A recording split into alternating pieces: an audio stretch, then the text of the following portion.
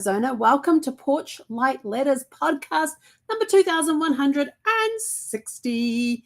The Courage to Begin. Today we start volume 10 of our Porch Light Letters podcast. So we're on to volume 10 or week 10. And this week we are our topic is Brave Enough. And this is part 1 of Brave Enough, The Courage to Begin. And we will end this one on the 4th of July. I thought Brave Enough would be a good topic. And since 4th of July ends up on the Friday, that it would be a great day to end the Brave Enough theme, being brave enough to take a step towards freedom. So anyway, so we're going to be building up to Friday. It's going to be exciting. I'm super excited about this week. And I have to tell you, it's just been an awesome day today. It has been so much fun and even my own aha moments when I wasn't sure about something. And so I went and asked ChatGPT a question and it came back and this light bulb went off in my head. And I was like, oh, so we've been exploring and brainstorming again today. But anyway, enough of that. The courage to begin. Let me pull up my notes here so we can dive into this one. It's going to be a good one. It's going to be a good one. The courage to begin. Part 1 of Brave Enough. Starting is often the bravest thing we do, not because it's flashy or loud, but because it means choosing hope over fear again.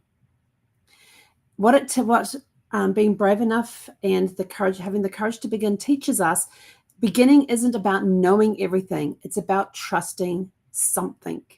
And I'm going to go back to Indiana Jones in The Last Crusader about taking that step of faith, where he's gone through 2 obstacles at that point. Then he has the 3rd challenge. And the 3rd challenge is he comes out and he's standing on this very little ledge and you can see the cave entrance that he needs to get to on the other side of this big cavern. And, there's this great big, you can't see the bottom of it, valley down below him. And it's all about taking a step of faith. And he puts his leg up, he puts his leg down, and it comes down on this path. And all of a sudden he can see the path because it was camouflaged into the wall on the other side. So beginning isn't about knowing everything. It's about trusting something. Starting something new often brings self-doubt, but also opportunity. And Sun Tzu has a saying that opportunities multiply as they are seized. So the more opportunities you go and seize, the more you're going to get coming towards you. So starting something often brings self-doubt. And yeah, there is the fear of not being ready will always exist. You've got that fear. You've got an idea that you want to move forward with, but you're afraid of what's the outcome going to be. Am I going to succeed at this? Am I going to fail with this? You're not going to know unless you start. So courage moves anyway, taking that step of faith that everything is going to be okay. Yes, are you going to hit some roadblocks? Absolutely. Are you going to have obstacles that you're going to have to get up, over, around, under, and through? Yes. Because the greatest success comes out of those who have the most struggles along the way. They have, it could be you're building the business up and something causes the whole thing to crash, but it's a good idea. You've just got to get through this obstacle. You've had this big crash. Now you got to build it up again and let's get going. But we have learned things along the way. So the fear of not being ready will always exist and courage moves anyway. Every journey, every shift, every reinvention starts with one choice to begin. Are you ready to begin? Say yes, take that for a step forward. So what happens when we get brave enough and we have the courage to begin? You take a deep breath and say, let's go, even when you can't see the path. You might see the first step or 2, and that's all you can see. Do it anyway. You stop waiting for perfection and start moving with what you have. Hang on. Stop licking. Sorry, she's licking that leg again. I've got to figure out a way to stop her doing that. But anyway, you stop waiting for perfection, because if you're always sitting there and you're getting ready to get ready, you're never going to begin. You just got to draw a line in the sand and go, Here's our start line. Let's step over and get moving.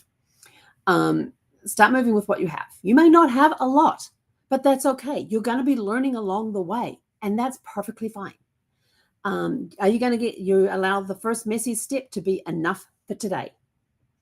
I mean, come up with, when I asked ChatGPT this question, I asked it earlier, and I had the big aha moment. It was like, okay, let's do this. And we started brainstorming about what we can do with it, how it can improve things, how it can help. There was just a lot of brainstorming going backwards and forwards, but we took the first step. Was it messy? Absolutely, because now my brain is going with all of these ideas and everything else and how I can utilize what I discovered today. But we took the first step. Messy? Absolutely. Did we step in the mud? You bet. Is that okay? That's fine. The mud will drop off as we go. You remember that beginning again doesn't mean starting over. It means starting wiser. So if all else fails and you have to reinvent yourself and you have to restart again, it's okay, because you're not starting at the same point as what you were when you first started. Your starting line was here. When you failed, it was here. Where are you going to start? You're going to start here. You're not starting back here. You're starting here. And you've already got all that knowledge that you've picked up along the way that's going to help you restart from where you are now. And it means that you're starting wiser, and now you can move forward. How do we carry forward? Identify something you've been hesitating on, then take one small action toward it today. Just begin, even if it's half a step, even if it's not a full step. Redefine begin as something gentle, a whisper, a leaning forward. Celebrate the act of starting, not just the result. The fact that you've had this idea that you've been percolating forever and getting ready to get ready. Yeah, stop that. Let's get started. So take that first step. Celebrate the act of starting, not just the result. Am I celebrating today? You bet. I got this new idea. Oh, the problem is I have so many different ideas, and they're all started at they're all sitting at different points of started. They have all been started. There is a couple that's sitting on the sideline that haven't been, the ideas are there, but it hasn't been, we haven't flipped the switch on that to start it. But that's okay. We've got others that we have started flip the switch on. We just need to keep moving. When you begin, you open a door for those watching you, your family, your friends, your future self. Your courage writes a story of possibility. And that's a legacy that you can then leave behind.